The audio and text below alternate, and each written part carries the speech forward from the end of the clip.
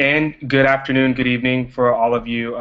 My name is Patrick Ingram. I am the co-creator of ThePozLife.com, and thank you so much for joining us this evening as we, one, come back for another Poz Life Live, but more importantly, discuss a really heavy topic that we tend to forget at times, and that's going to be grieving with HIV. So tonight we have Adrian. Hi everyone. So what have you been up to?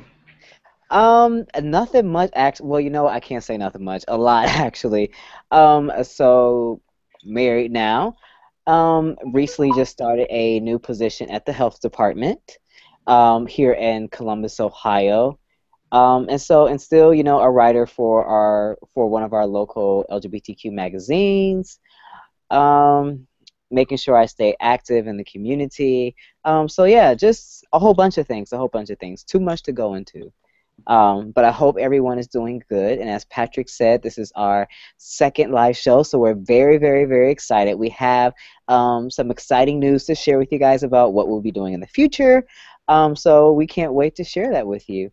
And speaking of that, I know, Patrick, you wanted to talk about USCA. Yeah, absolutely. So USCA, which stands for the United States Conference on AIDS, wow, is coming up this week. I think it's October 2nd to the 5th, I want to say. And it's a really awesome time because of the fact that we will be, myself and Thomas will be there, and we are this year representing a portion of the National Minority AIDS Youth Initiative to end HIV and AIDS in the United States, or in America, excuse me. And so that's going to be really exciting because we're going to be around well-known activists, individuals from other communities and other experiences, just discussing many different variations of HIV, one being the topic tonight, obviously grieving. So what I will be doing, and Thomas, he doesn't know yet, I'm going to volunteer him, but we'll be live streaming, not really live, we'll try to live stream at night, but we'll be doing at least daily updates. So we'll be uploading some videos about the action on the grounds of USCA and live tweeting and Facebooking. So please remember hashtag ThePozLife because that's what we're going to be using. And that's pretty much it. It's really exciting. I get out there Monday night, and I will keep you abreast. And if you are interested, remember to utilize my Twitter, which is at +Life of Pat. So I will be live tweeting and Instagramming and all of that jazz at USCA. So yeah. I know, I'm so sad I can't go with you guys. I I just started know. a new job. I'm like, oh, it's gonna be awesome. But you know what? But We'll it's always figure next out. year. Right, exactly. Let's figure out next year what's going on, and then we all as a team will be there. And And um, we'll be together in Atlanta. I yes, got the okay that I can go. yes, Atlanta. So, right. Nice. Wait, what's in Atlanta? um, I can't pronounce it. NAESM. NASM. Oh, NASM. There we NASM. go. Okay. Yes. Hey, did you? NASM. So did? Oh, so they're gonna send you? Yes. Okay. So NASM is another conference that's going to be going on in, I think January, correct? Yes. Okay, so in January, and it's a conference specifically for young, or really for the most part, young black, gay, bisexual, and other men who have sex with men. And that's really going to be cool because, it will definitely be another space where we can be together and blog and really just fellowship with other individuals who are like us. And, scholarships are still out. And what Yep. I'll do, I'll go ahead and put that link on the blog after this podcast for NASM. And also, it is actually there. It's under, I think, upcoming events. Right. But I will specifically put up the blog for the scholarships. And, that's something I'll talk a little bit about really quickly.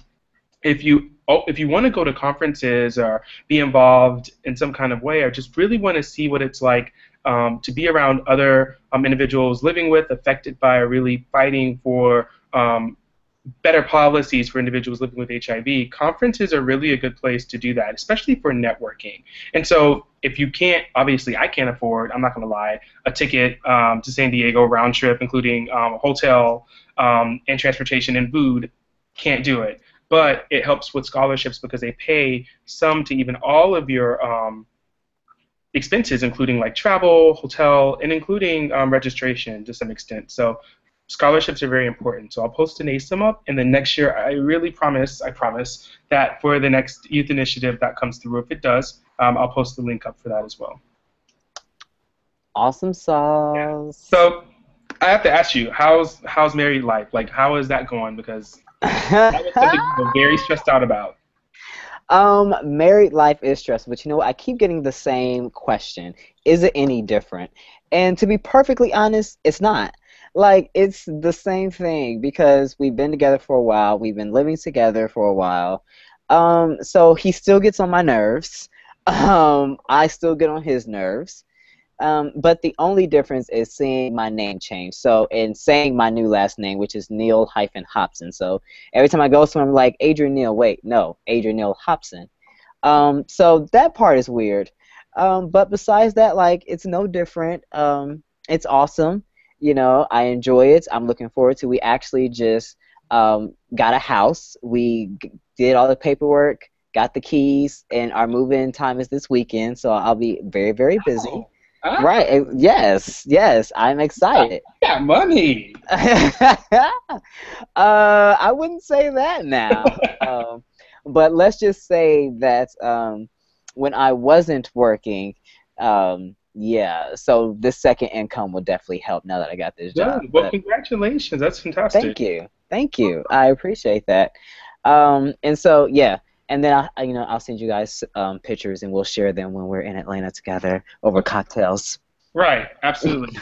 And speaking of cocktails, which I don't know what this has to do with it, but you had something coming up, like in regards to like, because this is like surprise day, because we've kind of not gotten together as a group, right, and talked, but you had mentioned that we had talked a little bit offline in the pre-show, but in regards to a project that you're working on. So tell us a little bit about that and what we can expect from it, because all of us on the Poz Life are going to be a part of it, and also we're going to open it up. So talk a little bit more about that. So what Patrick is referring to is a project called The First 48. After doing some research and looking around, I realized that there weren't any resources for people who were newly diagnosed to really help them navigate healthcare, to navigate emotions, their mentality, support system, and things of that nature. So what I thought about doing, I'm sure you guys have either seen or heard of the TV show called The First 48, which documents the first 48 hours of police officers trying to solve a case.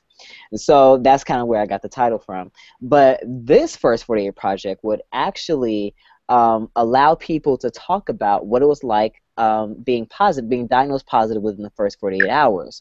So basically, what was it like getting a doctor? Were they able to get linkage to care? Did they tell their mother or best friend or someone, and what was their reaction?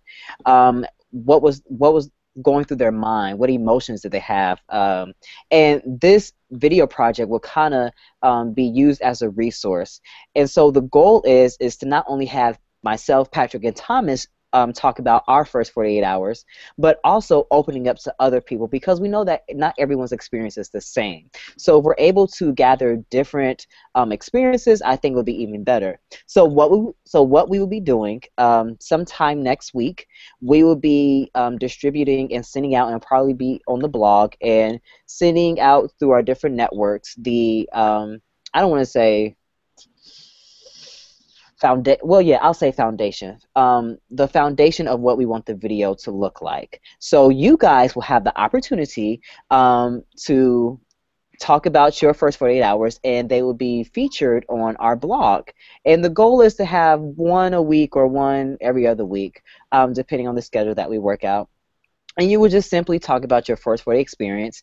In that document, we will have questions that we definitely want you to hit on. But of course, this is the opportunity for you to kind of share your story. This is not only for those who are HIV positive. So how many mothers or brothers or sisters are like, oh my gosh, someone close to me, my child or my brother or a friend just told me that they were diagnosed HIV positive. What do I do? How can I be a support system for them? So we're calling out to those who have acted in a support role for someone who is HIV positive to also talk about your experience and to talk about how you were able to support that person, and any advice that you can give to other people who act in that supportive role to someone who is HIV positive. So, like I said, this is something that we want everyone, as many people, to get involved in with. We want to make sure that, you know, we have women, we have men, we have youth, we have people who are older, we have positive, we have negatives. We want to make sure that we capture a wide, a wide net of individuals who share their experiences. So be looking forward to that. More information will be on ThePozLife.com as well as on individual Facebooks. And the first videos you guys will see will be Thomas, mine, and Patrick's. Perhaps not in that order, but you will see our videos, and then you guys will have a date as to when we would like to get your videos to us so we can start posting those on our blog. And then maybe we can edit them to where it can be like a little commercial. So we have bits and pieces of videos and it turns into this awesome campaign. I don't know, I'm thinking big. I reach for the stars. Right. Well, hey, reach for the moon, at least you'll be amongst the stars. That's right.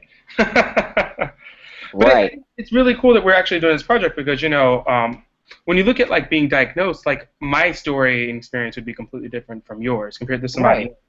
And you know, not all of these experiences are the same, and also there may be some that may be a little bit more, and not always a little bit more, but even like more empowering or powerful than others. Not to say every story is powerful, but there are some that are out there, and I know it, that are really just touching, and it'd be great to get some of those. And if you are someone who has worked in the field and has been along with somebody or working with somebody who was newly diagnosed, or if you were newly diagnosed yourself, or even a family member, a partner, a significant other, you know, that it would be great to hear your story because, you know, again, something that I said and how the Poz Life came about was about giving back to the community, and it's not about essentially, and I can be, look, I'm going to just say it. It's not about us. It's not about the guys who run the blog. It's about giving back and really providing an outlet for individuals to share their experiences.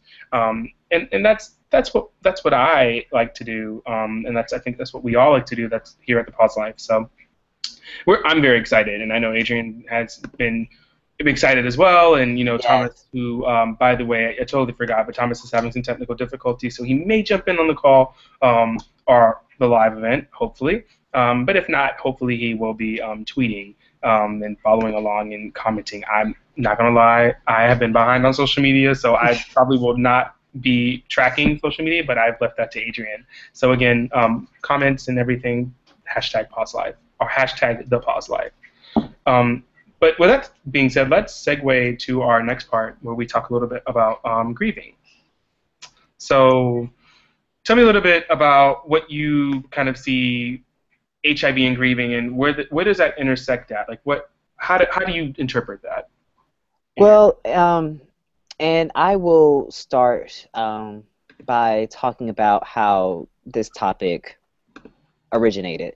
So one evening, Thomas and I, we were on the phone, and we were just, you know, after talking about the Poz Life related things, we got into like personal conversation, and so we actually started to talk about how oftentimes, you know, even though we've both been positive for quite some time now, we still have some difficulty with navigating our emotions mentally and things of that nature. So we thought about this and we were like, okay, you know, and I'll just speak from my personal experience. When I was diagnosed HIV positive, I kind of automatically jumped into this activist role, or I kind of jumped into this Superman role, I'll say it like that, to where even though I was positive, I quickly went to the mind frame, how's my mother going to feel? How's my sister going to feel? How are my friends going to feel?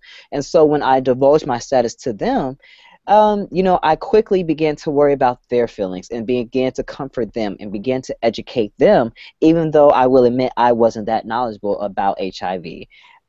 So I found myself not only educating myself, but educating them, not dealing with my feelings or the emotions that I was going through. So because of that, I built a barrier. Because of that, I tried to act as if I was stronger than what I really was at that time.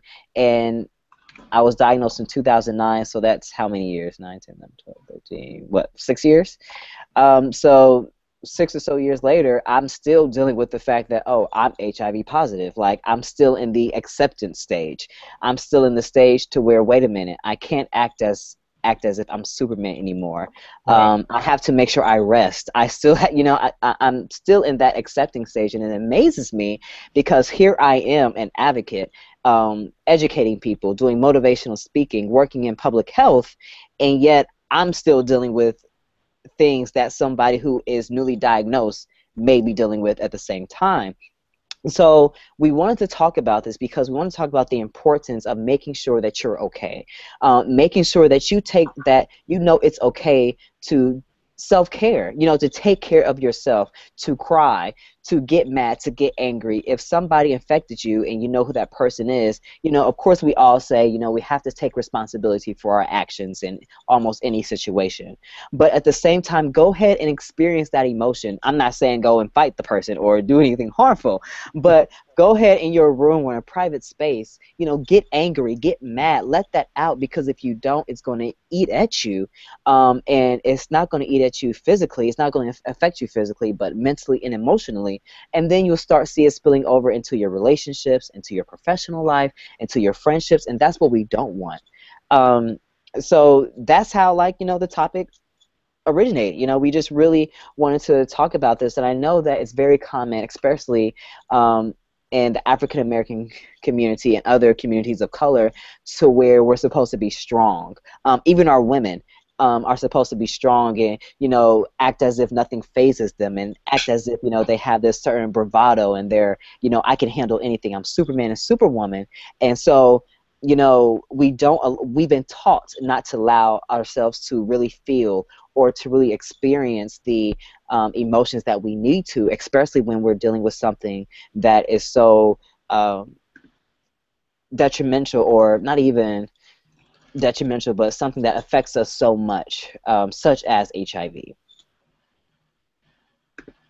Right. You make a really good point. I mean, let's kind of focus on, for instance, us, you and I. I mean, I think as young black men, we've been taught to kind of are pushed to not really be as emotional or not really grieve. You know what I mean? Like, not it hasn't necessarily for me been healthy, and for you to share that experience with you to be living with HIV for more than 5 years and still be dealing with this process. It shows how deep it is. And like people, especially with my friends, we always talk about like, oh, but there's a 7-step process to grieving, and through me kind of going through it, and also talking to a really good friend of mine who is a social worker and deals with people being newly diagnosed with HIV and other health disparities every day. Something that I've learned is that it's not really, you can't really focus on the steps of grieving, because, for instance, Adrian and myself, when we were diagnosed, we jumped right in, and we're like, okay, let's get on this. How do we get involved? Right. How do we get engaged? Exactly. And so we aren't like the normal like denial, acceptance, of that whole process is completely different. And for me personally, I kind of accepted it and skipped, I guess in this case, steps. And then now, even going on my third year, I'm still dealing with certain pieces of grieving. And I'll tell you, like what they talk about when we look at grieving is like shock and denial, pain and guilt, followed by anger, and then followed by like depression and loneliness, and Right. reflection, and then I guess I think the fifth step is like adjusting to like the new change in your life, and following by reconstructing everything, and then the final step is like acceptance. And like for me, it was like being diagnosed and then like jumping to acceptance. Right. And dealing with Exactly. everything else. And then as things started to slow down and I had that time with myself, it was like, oh my gosh, this is real. This can't be true. I don't want to deal with it. I'm just going to ignore it. So it is. I mean, we all go through we all grieve, right? Especially in all Right. sorts of different situations in regards to death of a family member or life changing events. I'm surprised you didn't grieve, Adrian, when you got married. I would think that you would. What exactly, like, oh my gosh, what am I doing? Actually, when we were sitting, or because we had separate rooms to get dressed in, when I was sitting in my dressing room, I was like, oh my God, I am getting married and waking up to the same person for the rest of my life. But luckily, me and my husband, we still have the type of relationship to where, if we see a cute guy walking by, we'll say, "Oh, he's cute. Oh, he's sexy. Mm. All right, now, yes." So it's good to be able to have those shared experiences. But speaking of my husband, um, I find myself, and I can sometimes it can be tasking, being HIV positive and being with someone who is negative, especially when you're still in the acceptance stage or you're still in the grieving process, because the emotions and the mental state that you're in at times can definitely wear on your significant other. So I'll give an example. Let's say that, I wake up crying and bawling one day, and my husband, his reaction is, "What's wrong? What can I do? How can I help you?" And I get angry at him when really, I'm still angry with myself for allowing myself to contract HIV, or I'm all of a sudden mad at the individual who I think may have given it to me. So I'm crying, I'm emotional, I'm taking out on him, and he's like, "I didn't even do nothing." He's the one who's been there when I was in the hospital. He's the one who's been there making sure I take my medications, but yet he still gets backlash of my HIV. I don't want to say issues, but the things that I'm going through as it relates to HIV. And so I'm learning that there are certain battles and certain fights that even in a relationship that are just mine or just his. Um, Even though, yes, he's with me, he's my partner, he's um, my teammate, still there are some things that I can't expect him to automatically come in and swoop in and save me. It's not like he has a cure and he can just give me the cure, heal me, even though he wants to. And so with grieving with HIV, it's very important to go through that step, because what you don't want it to do is to allow what you're going through to push people away. Because sometimes I even do that with him, because I want to go Superman, and at times when I'm not crying and I'm like, okay, I'm going to deal with it, I'm just going to ignore it, it's affecting our relationship because I'm not being open and honest with him. So there definitely needs to be a balance, I would say, in any relationship, friendships, with family, significant others, and things of that nature. Um, but yeah, as you're saying, Patrick, there's not just, a quick two-step, three-step, five-step process to um, grieving with HIV or anything to that nature. Um, it's just about taking your own time and making sure that you look up the necessary resources or have the necessary time to get through that. Right, and I mean, I think it's also about it's a process. I mean, it's truly a process of having to deal with it, but more importantly, juggle partners, and it can just be such a mess. It Trying can. to keep your partner in check and trying to keep your own emotions kind of back in your mind or in your spirit, and then when your significant others settle, then being in a place to address it, and that could be months, years down the road. So it's not easy. Right. Patrick, I do have a question for you. Oh no. What? I'm just wondering. So when it comes to grieving with HIV, you had mentioned before, that uh, it's been 3 years, right? Yeah, it's gonna be Okay. 3 years in December. So I mean, 3 years it in feels like December. 20, but Oh, that's around World AIDS Day. That's like yeah, I was World. diagnosed on World AIDS Day. Oh, you know what? Okay. So as it relates to you and your process, because not only do we at the Poz Life want to bring about issues that many people have, we also want to, while every experience is different, is offer something that may be able to help you. So, Patrick, what did you do to make you the fabulous, intelligent, awesome advocate that you are today? You know, that's a tough question. I mean, I think that I think it's really important to have a good support structure around. Um, for me, I had on top of this dog that continues to jump around. Come on, come on. This red dog continues to be a good role model in my life in regards to like keeping me active and out and about. But having a good support structure that when I'm having those down days, I can rely on them. But more importantly, just what I did essentially was I gave myself, I want to say 2 days, 3 days to be upset, depressed, sad. This is when I was diagnosed. And then I told myself it's time to get up and continue life. I mean, I refused to be upset. I refused to be depressed. And I pushed it back. And then one day it hit really hard. And it was just resiliency. I just try my best to stay resilient and optimistic about the future. And I'll be very honest and very public about the fact that I still struggle with depression, PTSD, anxiety. Those are things that, based off of my experience of becoming diagnosed, more importantly, continuing to live with HIV that I deal with on a regular basis. But just having a good team around, which consists of friends, family, doctors, a therapist. I mean, I think that's very important for me, including this dog, to just keep my spirits up. And it's tough, you know. I'm not gonna lie about it. Right. It's really tough because some days, like for instance, when you don't see me blogging, I'm having a day. Hmm. Some days when I may create something like a video or something that seems a little sad. Right. Um, I'm having a day, but I think just trying to stay optimistic and smile and with like a vision of like knowing that everything's going to be okay is how I keep it going. And taking that time to just cry. Right.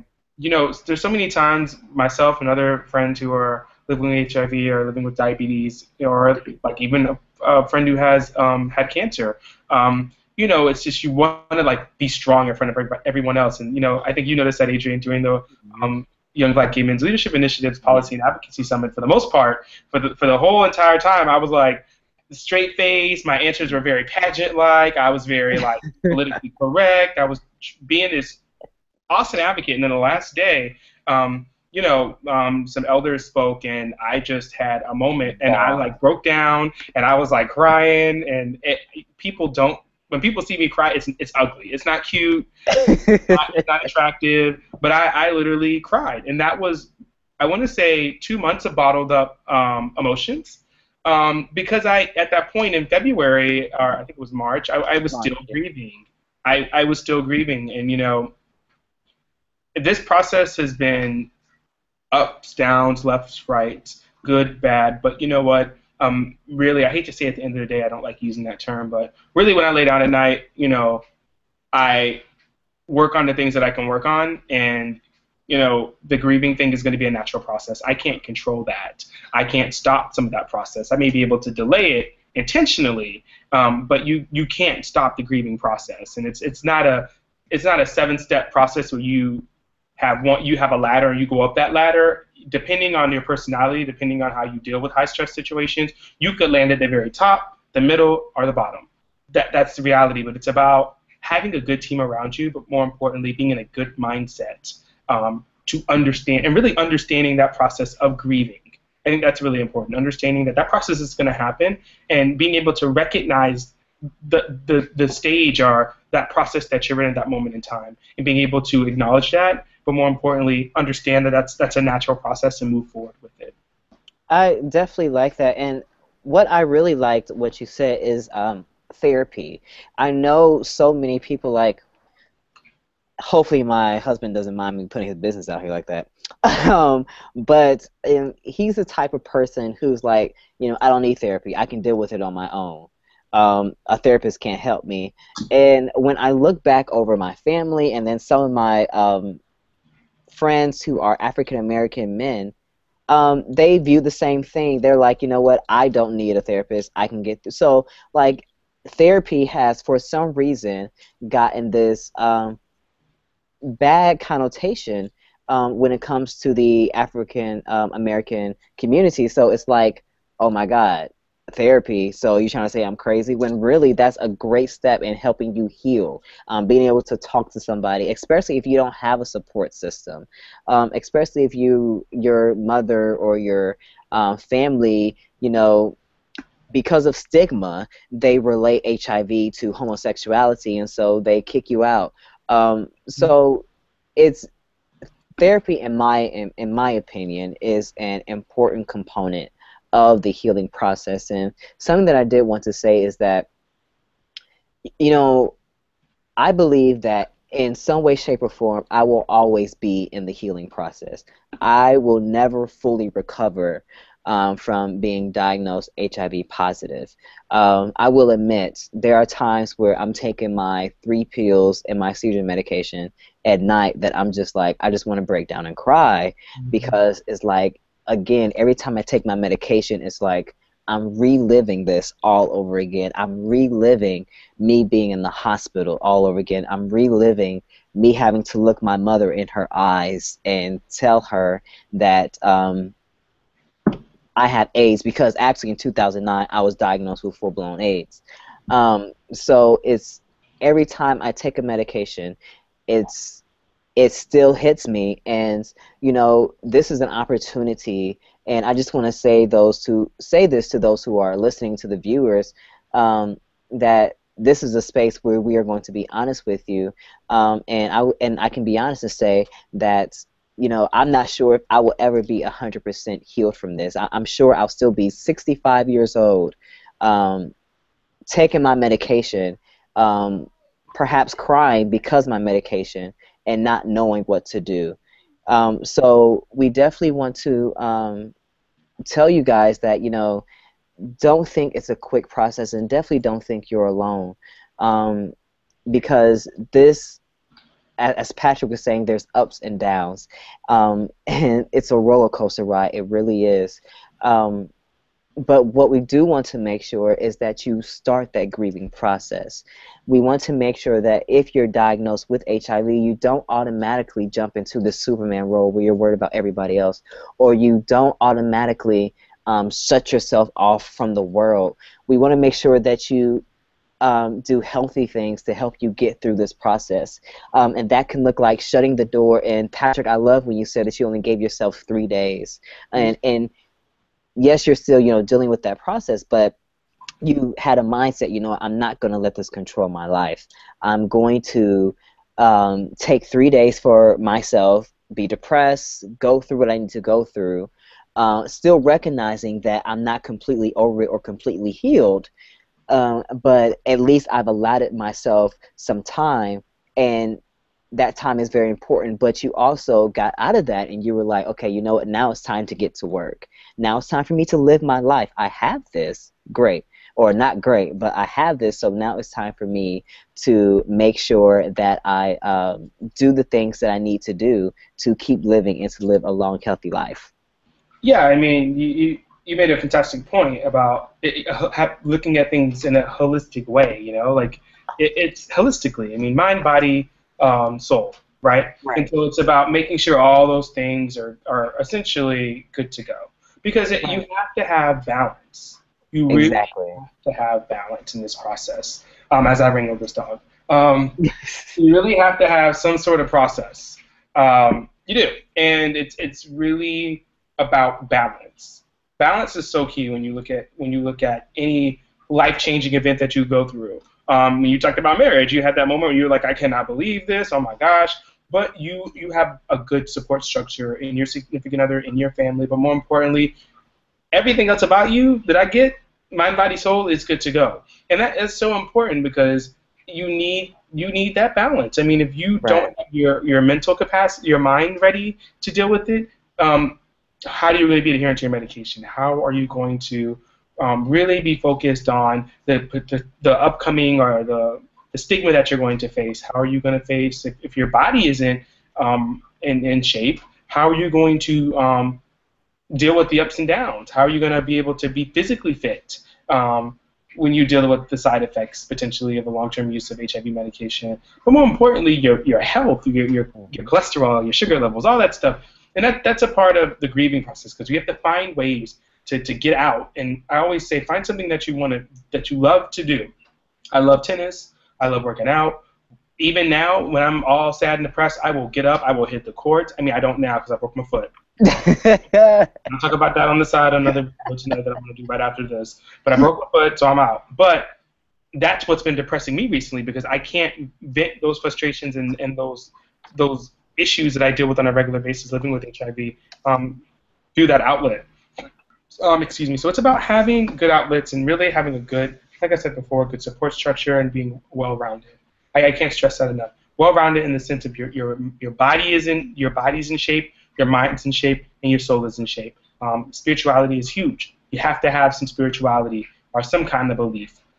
Even if you don't believe in a higher power, just have some sort of belief that, karma, or more importantly, things are going to work itself out. Things are going to. There's light at the end of the tunnel, essentially. So that's how I view it. I mean, it's a very quick approach, but it's not foolproof. There's no foolproof way of dealing with grief or grieving. Right. It doesn't happen. It doesn't happen like that. I don't think I know anybody who has easily dealt with the fact of being HIV positive. On the outside, they may give you a facade like everything's okay, but in all reality, when they close their doors at night and they're in the bed or they have moments alone, they probably are dealing with that. And I think that it's just something to recognize. And then the fact that when we stigmatize HIV, you have to understand that there's so much a person's going through already, and that you're only making it worse. Like, you're not helping out at all. So it's just important to be a good friend, a good person in general. Treat others like you want to be treated. If you know somebody's HIV positive, don't slander them on the internet. Don't talk bad about them behind their back. Be there for them, because the night when they are alone, they have to deal with that. And I'm not saying it's a bad thing, but I'm just saying it's a thing that everybody with HIV has to deal with, or any other issue. Like, for instance, when you said, Adrienne, when you take your medication, you're reminded. Same with me. There's nights where I take it and it's like, really? I gotta take this damn pill again? When does it end? Like, it's 11 o'clock at night because I changed my medication time, but it's like, it's so late at night, and here I am taking these pills. It starts a grieving process all over again. All over again. To some extent. To that same space. Mm-hmm. But for those who may not believe Patrick and the fact that he works out, just go to his Facebook page and you will definitely see that he works out. Instagram, Poz Life for Cat. Instagram page, and you would definitely see. He makes me want to get my butt up and go to the gym. I had the same recently on this broken foot. I have been just sitting around. I ate 11 Reese's cups last night. Now, these are some grief. Yeah. You wake up at 2 o'clock in the morning on an upset stomach. I'm talking about upset stomach. There was some grieving on the toilet last night. Or early this morning. I'm going to say grief. I've been bad. That happens. Grief happens in different areas of our lives. Emotional eater. I just get a sign. I'm an emotional eater. That's how I grieve. I eat, and that's why I'm surprised I haven't gained all my weight that I had before back. You're too fit to do that. You're way too fit to do that. Really? No, you're not with me. Wait until January. You'll see my eating. Like, you really? Like, this is how you really carry on, and you have this body? You are blessed. Right, and you know what's weird, and sorry we're getting off topic a little bit, but is that people tell me that all the time, like, you are so skinny, but yet you eat like you are 400 pounds. And I'm like, I just can't help it. I love food. Like, food is me, like, and I am food. You have a spirit of a big bitch. There, you got that? You're damn skippy. But I had the opportunity to, and if you guys are able to, I want you to Google Janet Jackson, not the singer, Miss Jackson if you're nasty, but Janet Jackson is the president and CEO of United Way of Central Ohio. And she's an African-American woman. And I got the opportunity to listen to her speak at my Pride Leadership meeting yesterday. And the words that she said were phenomenal, and it struck me. And they relate to this topic. So she said that one of her mentors set her and some other people in a room. And he said, I want you guys to answer these 3 questions. just get a piece of paper and answer these 3 questions. The first question was, um, who are 3 people that you know intimately? So not necessarily like your mom, your sister, or your brother. He was referring to friendship. So 3 friends who you know intimately. These are people who you can call, and within 5 seconds, they know what's wrong if something's wrong with you. These are people that, you know, who are near and dear to your heart. The second thing was 3 things that you do to refresh yourself.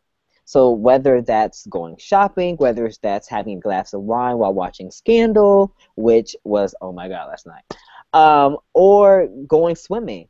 And then the last one was, um, what are 3 things, wait, 3, how after do you do those things? Oh, how often do you do those things? So the first one was 3 people or 3 friends that you know intimately, write those down, and 3 things that you do to refresh yourself. And then the last one was, how many times do you actually do those things? And so I did that assignment and myself, and it made me think, you know, because I'm so, you know, bent on my career or bent on dealing with my own emotions, that I will admit I forgot about the intimate relationships and friendships that I've created with others. The people who were with me when I was first diagnosed, the people who were my backbone, who kept me strong the times that I did cry and want to break down.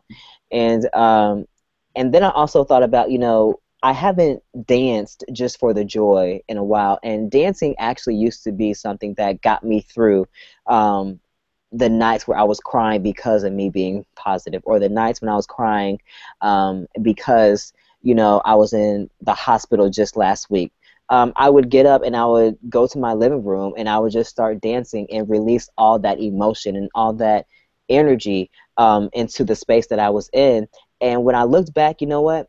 I have I have hardly called any of my friends, you know, my true friends, nor have I danced in like months. So as Patrick was saying, I know you guys like, where is he getting to? As Patrick was saying, is doing things that, you know, really refresh you, really bring you back to that sane space. I'm going to say sane space because sometimes I can get crazy, but that bring you back to that sane space, and that also who are those key people? Because oftentimes, I will admit, when I was diagnosed, I would like distance myself from people. Oh my gosh, they don't understand. Oh my gosh, they don't know what I'm going through. And because of that, some relationships, some of my friends were hurt. They were like, oh my gosh, you know, we were there. You know, why do you feel as though you can't call on us for certain things? So I say all that to say, you know, number one, make sure that you're keeping those friendships and making sure that you're allowing yourself to go through the healing process and to accept your HIV status and to accept the fact that you're going to be angry, mad, and sad.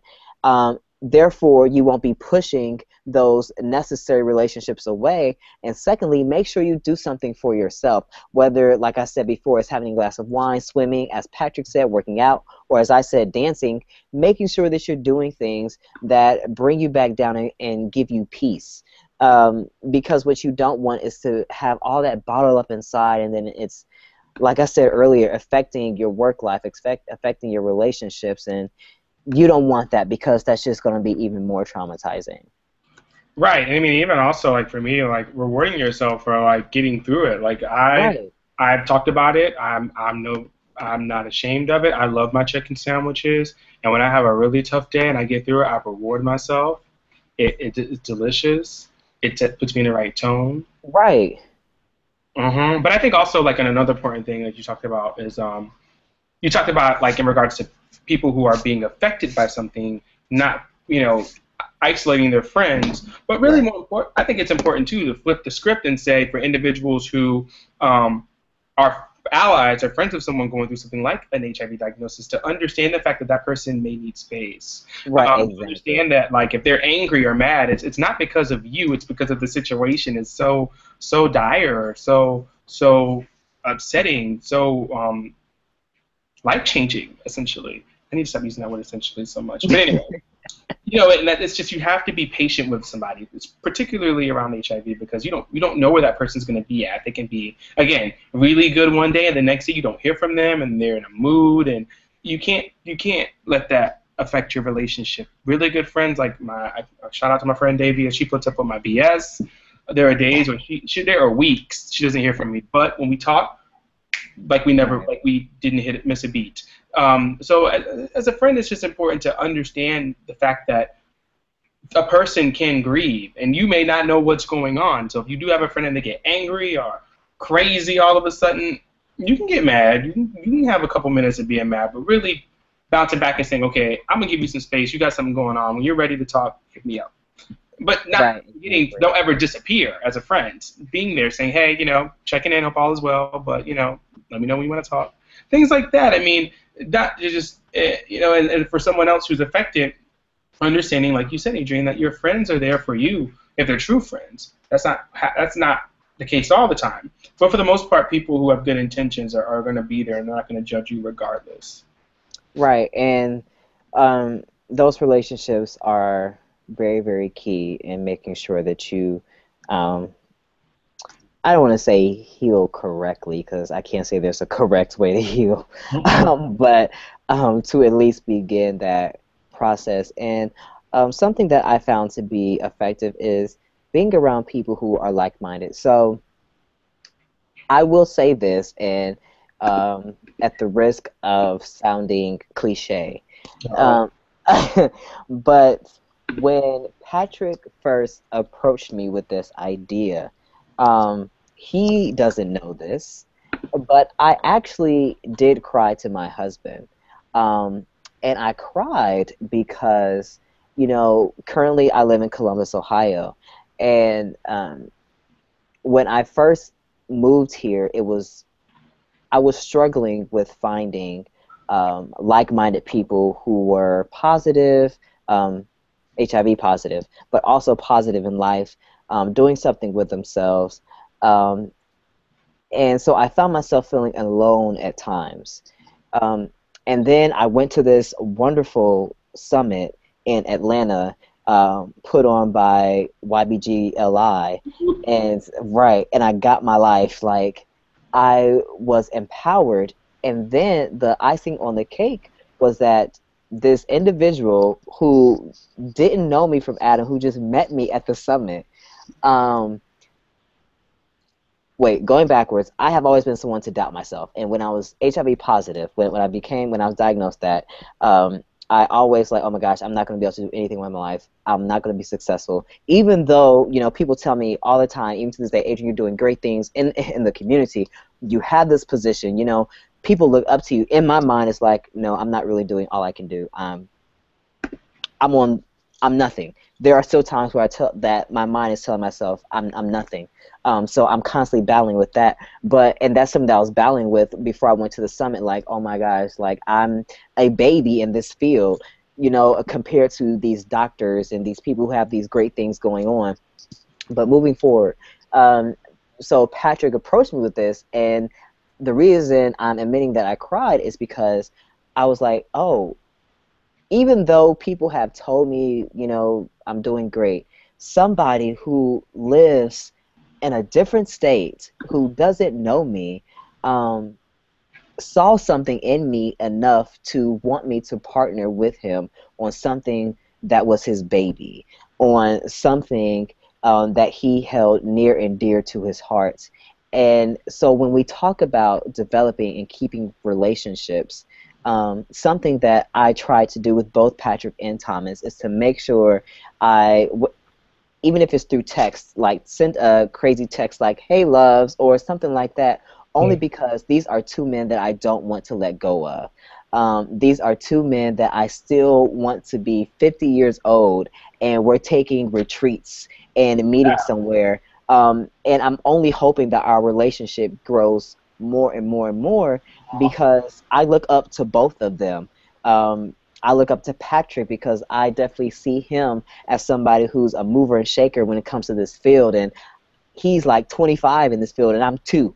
I look up to Thomas because Thomas's personality is just bubbly. You know, he's full of laughter. He's full of excitements. You know, he's creative, and so it just brings back that don't take people who come into your life for granted, especially with them with HIV. And also surround yourself with other HIV positive individuals, because even though their experiences may not be exactly like yours, still to have that relationship, to have that bond with someone who kind of knows what you're going through. They may not know 100%, but who kind of knows what you're going through is amazing.